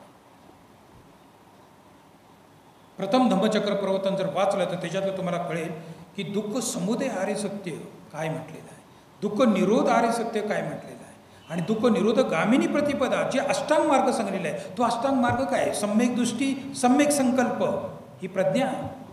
सम्यक वाचा, सम्यक कर्मान, सम्यक आजीविका ही शील आहे. सम्यक व्यायाम, सम्यक स्मृती, सम्यक समाधी ही समाधीचे अंग आहेत. म्हणजे या ठिकाणी शील समाधी प्रज्ञेचे जे अंग सांगितले, ज्याच्यात प्रज्ञा आणि करुणेचा समन्वय आहे. पण हे जोपर्यंत आपल्यात आपण भावित करणार नाहीत तोपर्यंत आपण त्या उच्च अवस्थेपर्यंत पोहोचणार नाही. म्हणून एक आहे, सर्वज्ञता, बुद्धत्व जर आपल्याला प्राप्त करायचं असेल तर त्याच्या हेतू प्रत्ययाने आपण गेलं पाहिजे. आणि म्हणून प्रज्ञेची प्राप्ती जी आहे, आता तुम्हाला मी प्रश्न, प्रज्ञा म्हणजे काय? तर पहिली प्रज्ञा आहे श्रोतमेय प्रज्ञा, जी आपल्याला खूप वाचन करायला पाहिजे. आणि तुम्हाला फक्त बौद्ध ग्रंथच वाचून चालणार नाही. आजच्या विज्ञानाने जे सायंटिस्ट लोकांनी जे शोध केलेले आहेत त्याचे प्रबंध पण तुम्हाला वाचावे लागते. ते काय म्हणतात, शरीरशास्त्र काय म्हणतात. तुम्हाला एक सांगतो, बुद्ध मार्गाने जाणारे जे लोक आहेत ते कोण आहेत माहीत आहे? बुद्धिवान लोक लागतात. हा मार्गच बुद्धिवान लोकांचा. निर्बुद्ध लोक, वेडे लोक, 7 वर्षाखालील लोक हे या मार्गाने नाही जाऊ शकत. म्हणून भगवान बुद्धांना जेव्हा बुद्धत्व प्राप्त झालं, पहिला प्रश्न निर्माण झाला, मला इतकं गंभीर आणि सूक्ष्म ज्ञान प्राप्त झालेलं आहे, कुणाला सांगायचं? कुणाची आठवण आली? कुणाला आठवलं? अलार कालामाला आठवलं. ते काय म्हणतात? अलार कालाम बुद्धिवान आहे, माझी तत्व त्याला समजतील. म्हणून भगवान बुद्धांनी बुद्धिवान लोकांना आठवण केलेली आहे. आणि अलार कालाम ज्या दिवशी भगवान बुद्धांना बुद्धत्व प्राप्त झालं त्या 7 दिवसा अगोदरच त्याचं निधन झालं. मग दुसरी आठवण केली राम उदक पुत्ताची, आणि राम उदक पुत्त त्याच रात्री त्याचं निधन झालेलं. आणि मग तिसरी आठवण केली या 5 पंचवर्गीय भिक्खूंची, यांनी मला 6 वर्ष माझी सेवा केली. गुरु म्हणून बुद्धांच्या पाठीमागे लागलेले होते. जेव्हा भगवान बुद्ध तप करत होते. आणि मग ह्या 6 लोक कुठं आहेत तर हे होते वाराणसीच्याजवळ ऋषीपतन या ठिकाणी होते. आणि मग तिथं ते गेले आणि तिथं जाऊन तो प्रथम धम्मचक्र पर्वताचा उपदेश केला. म्हणून एक लक्षात ठेवा, इतक्या वर्षांनी जवळपास 500 शतक उलटल्यानंतर डॉक्टर बाबासाहेब आंबेडकरांनी पुन्हा एकदा बुद्धिझमचं पुनरुज्जीवित केलेलं आहे. का? ते बुद्धिवान आहे आणि बुद्धासमोर नतमस्तक झाले. म्हणून या मार्गाने जायचं असेल तर बुद्धिवान व्हावं लागतं. या मार्गाने जायचं असेल तर बुद्धीचा विकास करावा लागतो. त्याशिवाय बुद्ध नाही समजणार. बुद्धाचा परमार्थ धर्म कसं समजणार? बुद्धांची प्रज्ञा कशी समजणार? बुद्धांनी या जगाचं यथार्थ स्वरूप सांगितलेलं आहे ते कसं समजणार? तर तेवढीच बुद्धीचा विकास लागतो. तेव्हा जाऊन मग ते आपल्यात कमीत कमी तो शकतो ती अवस्था आपल्याला बुद्धीने पकडू शकतो. आणि म्हणून एक लक्षात घ्या, नालंदा विद्यापीठ, तक्षशिला विद्यापीठ, विक्रमशिला 12 विद्यापीठ होते या भारतामध्ये. त्याच्याही पेक्षा जास्त जगातील लोक तिथे शिक्षित व्हायला यायचे. आणि मग विहार म्हणजे काय असतं? विहार म्हणजे विद्यापीठ असतं. विहार म्हणजे मंदिर नसतं. हे पूजा अर्चेचं ठिकाण नाही, ते मंदिरासारखं आहे. आणि म्हणून तुमची तीर्थिक लोकांचं जे काही कल्पना आहे ना ती विसर्जित करा पाहिजे, तर बुद्धिझमचा आपण एक नव्याने उभा करू शकतो, अन्यथा नाही करू शकणार. म्हणून बाबासाहेब म्हणाले होते, मर्यादेच्या मंदिरासारखे विहार बनवू नका. बोलले का नाही त्यांच्या प्रवचनात आहे. कशासाठी म्हणाले? त्यांना माहीत होतं बुद्धिझम अलग आहे, बुद्धिझमची बैठक वेगळी आहे. बुद्धिझमची बैठक आहे ज्ञानासाठी. इथं लायब्ररी पाहिजे मोठी, लोक वाचन करायला पाहिजे, तरुण वर्ग मोठ्या प्रमाणे इथं येऊन अभ्यास करायला पाहिजे. लोक त्यांना समजत नाही बुद्धिझम, ते धर्मासारखं बुद्धिझमला समजायला लागले. बुद्धिझम जर वाचला, बुद्धिझम जर समजला तर तो जगाचा विद्वान होऊ शकतो. म्हणून तुम्हाला फक्त आगमच वाचून चालणार नाही, तर जे एवढे सायंटिस्ट होऊन गेले त्यांचे प्रबंध वाचले, जेवढे फिलॉसॉफर होऊन गेले त्यांचं तत्त्वज्ञान तुम्हाला वाचावं लागेल. बाबासाहेब आंबेडकरांनी वाचलं. आणि जेवढे तत्त्वज्ञ होऊन गेले त्यांनी बुद्धांना वाचलं आणि त्यांचं तत्त्वज्ञान विकसित केलं. हुमला बघा, अरिस्टॉटलला बघा, मिलला बघा, त्यांनी मॉरॅलिटी वर खूप लिखाण केलेलं. हे सगळे बुद्धांना वाचायचे आणि मग त्यांनी ते डेव्हलप केलेलं आहे. आणि म्हणून तुम्ही हा मार्ग बाबासाहेब आंबेडकरांनी बुद्धिवादी लोकांना मार्ग दिला आहे. आणि म्हणून बाबासाहेब आंबेडकर शिका, संघटित व्हा, संघर्ष, पहिलं फाउंडेशन बनवलं की एज्युकेशन. आपल्या समाजाचा विकास एज्युकेशनशिवाय होऊ शकत नाही. म्हणून आज विदर्भात जास्त विकास झाला त्याचं ते कारण आहे. त्या लोकांनी विदर्भाच्या जे उपासक उपासिका यांनी एज्युकेशनला महत्त्व दिलं आणि मग आज सगळ्या जगात पसरले. आणि मग एज्युकेशन सगळ्यात महत्त्वाचं आहे, शिक्षण सगळ्यात महत्त्वाचं आहे. बुद्धीचा विकास झाल्याशिवाय बुद्ध समजू शकत नाही आणि बुद्धीच्या विकासाशिवाय आपल्या जीवनाचा विकास होणार नाही. आणि म्हणून पहिलं श्रुतमय प्रज्ञा आणि नंतर चिंतनमय प्रज्ञा. आता ही चिंतनमय प्रज्ञा काय आहे? तर्काच्या द्वारे त्याचे 2 भाग करायचे. बुद्धांच्या तत्त्वज्ञानाचे, बुद्धांच्या मार्गाचे, बुद्धांची फिलॉसॉफीचे 2 भाग करायचे. एक नैयार्थ आणि एक निथार्थ. याचं स्पष्टीकरण बाबासाहेब आंबेडकरांनी भगवान बुद्धाने त्याच्या धम्मात केलं. ते काय म्हणतात? भगवान बुद्धाची शिकवण 2 प्रकारची आहे. एक आहे निश्चित स्वरूपाची आणि एक आहे अनिश्चित स्वरूपाची. हे कोण म्हणतं? बाबासाहेब आंबेडकर. बुद्धाने धम्म वाचा, त्याच्यात सगळं मार्गदर्शन केलेलं आहे. ते म्हणतात एक शिकवण आहे निश्चित स्वरूपाची आणि एक शिकवण आहे अनिश्चित स्वरूपाची. अनिश्चित शिकवण जी आहे ती व्यावहारिक आहे, ती देशकाल परिस्थितीनुसार बदलू शकते. पण जी निश्चित स्वरूपाची जी शिकवण आहे, ज्याला प्रज्ञा म्हणतात, यथार्थ ज्ञान म्हणतात, परमार्थ ज्ञान म्हणतात, ते जे ज्ञान आहे ते त्याला निथार्थ शिकवण म्हटलेलं आहे. आणि म्हणून आपल्या सगळ्यांना इथं बसून बुद्ध वचन वाचायला पाहिजे आणि त्याचे 2 भाग करायला पाहिजे. नैयार्थ कोण आहे आणि निथार्थ काय आहे? परमार्थाकडे, निर्वाणाकडे जाण्याची शिकवण त्यांची कोणती आहे? म्हणून इथे पहिलं बौद्धिक स्तरच काम करतो. आणि हे 2 भाग करण्यासाठी तर्कशास्त्र, बुद्धिस्ट तर्कशास्त्र वाचा. जे दिग्नाग, वसुबंधू आदी हे जे तर्कशास्त्रज्ञ आहेत, दिग्नागचं न्याय बिंदू नावाचा ग्रंथ आहे, तो इथं सुरू करा, अभ्यास करा, बोलवा विद्वानांना. आता दिवस खूप गेले, आता कुठवर असं बसायचं? आणि मग नैयार्थ नितार्थ, निश्चित अनिश्चित शिकवण जी आहे त्याचं विभागणी करायची. आणि निश्चित शिकवणवर शमत आणि विपसना करायची. फक्त शमत करून चालणार नाही. शमत फक्त आपल्या विकाराचं दमन करतं, पण विपसना केलं तरच त्या चित्तवृत्तीतून विकाराचं उन्मूलन होऊ शकतं आणि यथार्थ ज्ञानापर्यंत आपण जाऊ शकतो. म्हणून याच्यावर आपल्या चित्तावर जे क्लेश आवरण आहे ते दूर करायचं आहे. आणि दुसरं एक आवरण आहे, त्याला गेय आवरण म्हणतात, अविद्या आवरण म्हणतात, त्याला पण दूर करायचं आहे. आणि म्हणून भगवान बुद्धांनी सांगितलं आपल्या दुःखाचं मूळ काय. नंबर 1 सांगतात अविद्या, द्वादश निदानामध्ये. नंबर 8 तृष्णा. नंबर 9 उपादान.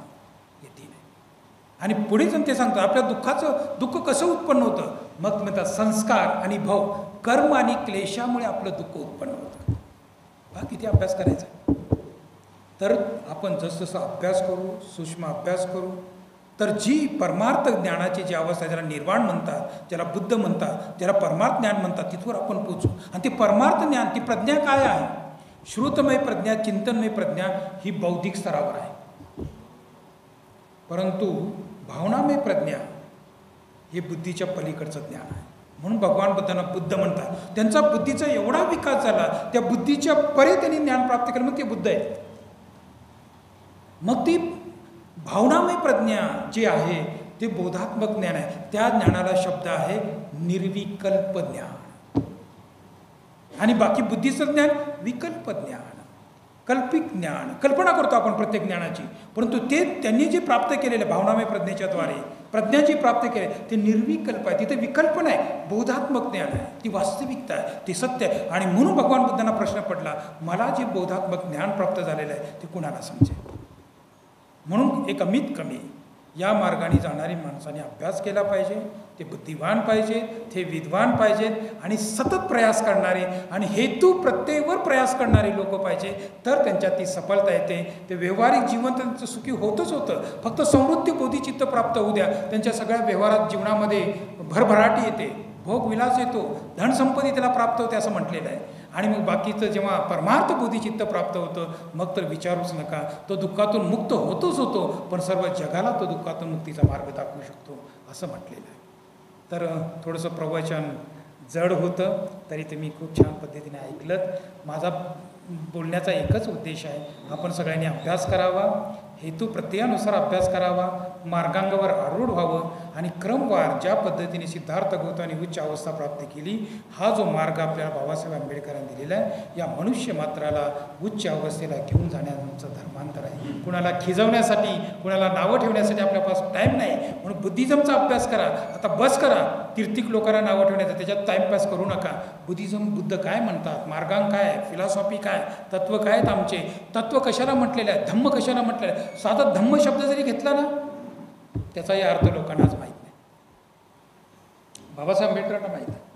त्यांनी 3 भाग केले, धम्म, अधम्म आणि सद्धम्म. सद्धम्म क्या? सद्धम्म तत्वज्ञान आहे. मग धम्म कशाला म्हटलं असेल बुद्धांनी? जे आपण म्हणतो बुद्धाचा धम्म म्हणतो ना, आम्ही बौद्ध धर्मी म्हणतो ना, हे शब्द तुम्हाला पालीत मिळणार नाही. धम्म या शब्दाचा अर्थ आहे तत्व, तत्वदर्शन. तत्व काय? पंचस्कंद, द्वादश निदान, 18 धातू, हे तत्व आहेत. या तत्वाचं दर्शन घ्यायचं आहे, तत्वाचा बोध घ्यायचा आहे, त्याला धम्म म्हणतात. म्हणून बाबासाहेब म्हणाले धम्म म्हणजे नीती, धम्म म्हणजे शील, धम्म म्हणजे सदाचार, धम्म म्हणजे प्रज्ञा आणि करुणा म्हणजे धम्म. बाबासाहेबांनी सगळे व्याख्या सांगितल्या. म्हणून एक आहे धम्म शब्द म्हणत असताना आम्ही बौद्ध धर्माचे असं म्हणता येत नाही. सिद्धार्थ गौतम बुद्ध झाले, तुम्हाला आम्हाला बुद्ध व्हायचं आहे, त्या अवस्थेपर्यंत जायचं आहे, ही गोष्ट लक्षात ठेवायची. ठीक आहे, जास्त न बोलता वारंवार बोलवत चला, म्हणजे आपल्याला तात्विक चर्चा करता येईल, फिलॉसॉफिकल चर्चा करता येईल, अधिक डीप आपल्याला चर्चा करता येईल. हे एक वरचं एक प्रस्तावना स्वरूप मी तुमच्यासमोर हा सगळा भूमिका ठेवलेल्या आहेत. जर खरंच अभ्यास करायचा असेल तर बोलवत चला, मी येईन, मी यासाठीच आहे, तो प्रश्नच नाही. तर तुम्ही खूप शांतपणे आणि एकाग्रपणे ऐकलात, याबद्दल सर्वांना धन्यवाद आणि आशीर्वाद देऊन या ठिकाणी माझं प्रवचन समाप्त करतो. थँक्यू. जय भीम.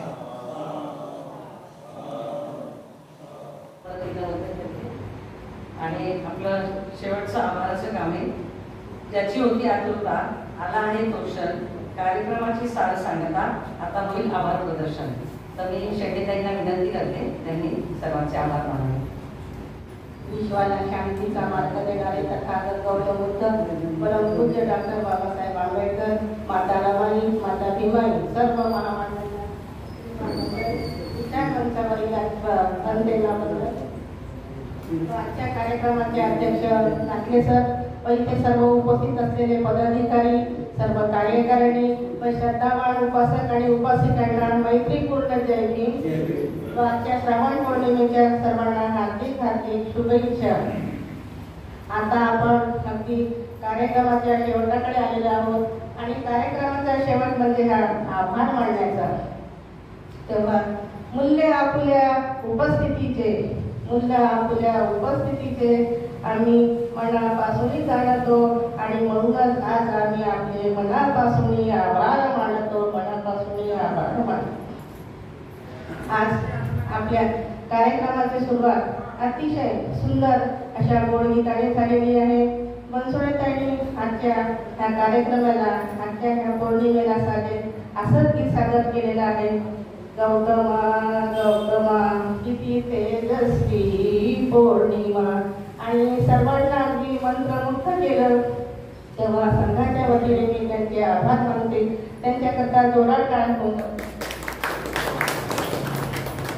आजच्या कार्यक्रमाचे प्रमुख वक्ते आदरणीय भंते राजरतनजी यांची आजची धम्मदेशना अप्रतिम झाली, खूप प्रभावी झाली.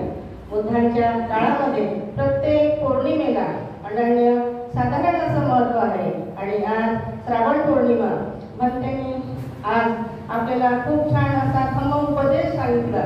त्यांनी सुरुवातीला सांगितलं की आपण बौद्ध लोक फक्त सर्टिफिकेट चेंज करण्यापुरतं, एखाद्या लग्न कार्य किंवा गृहप्रवेश असे कुठलेही धार्मिक कार्यक्रम करण्यापुरतेच आपण नाही, तर आपण आपल्या धम्माच्या मार्गावर जाण्याकरता काय करायला पाहिजे, काय करायला नाही पाहिजे हे त्यांनी अतिशय सुंदर असं आपल्याला सांगितलं. आणि परत भंत्यांनी सांगितलं की आपण स्त्री असो की पुरुष असो, आपल्याला सर्वांना बुद्ध होता येते, त्याकरिता काय करायला पाहिजे हे तेव्हा सुद्धा त्यांनी फार सुंदर असं प्रकाश टाकलं. आणि सिद्धार्थ गौतम आणि गृहत्याग केला, त्यांना किती अडथळे आले त्याच्यावर सुद्धा त्यांनी फार सुंदर असं प्रबोधन दिलेले आहे. तेव्हा आपण भंतेनी करता 3दा जोरात साधू साधू असं म्हणूया. साधू साधू साधू. आणि ह्यानंतर आजच्या कार्यक्रमाचे अध्यक्ष नागले सर यांचं पण थोडक्यात का होईना पण अध्यक्षीय भाषण खूप छान झालं. त्यांनी श्रावण पौर्णिमेचा महत्व अगदी थोडक्यातच सांगितलं की श्रावण पौर्णिमेला भगवंताच्या जीवनामध्ये कुठल्या कुठल्या घटना घडल्या. तर सर्वात पहिली घटना म्हणजे की अंगुलीमालाची दीक्षा. अंगुलीमाल हा एक तरुणेतर होता, आपल्या सर्वांनाच माहिती आहे. आणि दुसरं महत्वाचं म्हणजे धम्मसंगिनी. त्यांनी पण फार सुंदर असं अध्यक्षीय भाषण झालं. तेव्हा मी अध्यक्षाकरता असं म्हणू इच्छिते की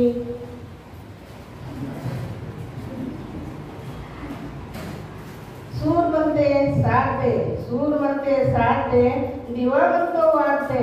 आणि आमच्या अध्यक्षाकरता जोरदार टाळ्यांची साथ दे. तेव्हा त्यांचं सुद्धा मी संघाच्या वतीने खूप खूप आभार मानते.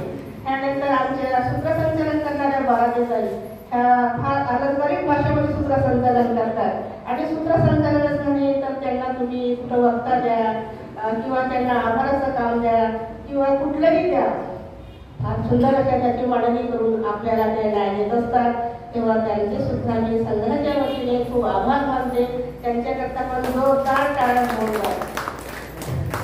त्याचप्रमाणे आपण विहारात आत आल्याबरोबर आपल्याला एकदम प्रसन्न वाटतं, खूप समाधान वाटते.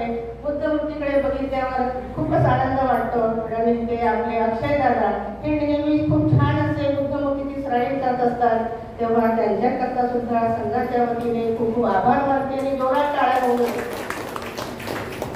त्याचप्रमाणे आपले सतीश गाडवी सर हे पूर्ण वेळ आपल्याबरोबर थांबून फार सुंदर असे व्हिडिओ शूट करत असतात. आज एखादा व्यक्ती नाही आला तर उद्या त्याला ते प्रोग्राम बघता येतात. तेव्हा सरांकरता पण मी संघाच्या वतीने खूप खूप आभार मानते. त्यांच्याकरता पण जोरात टाळ्या होतात. त्याचप्रमाणे आज आपण सर्वांनी आजच्या कार्यक्रमाला शांततेचं सहकार्य केलं. तेव्हा मी आपल्या सर्वांकरता असे म्हणू इच्छिते की श्रोत्यांनी उचलला श्रवणाचा भार, तेव्हा मानलेच पाहिजे त्यांचे आभार, मानलेच पाहिजे आपले आभार. आणि आपल्या सर्वांचे संघाच्या वतीने खूप आभार मानते. आणि आजची खीर आहे रमाताई मोहोळकडून तेव्हा त्यांच्याकरता आपण 3दा टाळ्या वाजवून त्यांचं स्वागत करण्याची संधी दिली तेव्हा मी संयोजकाचे मनपूर्वक आभार मानते. जय भीम.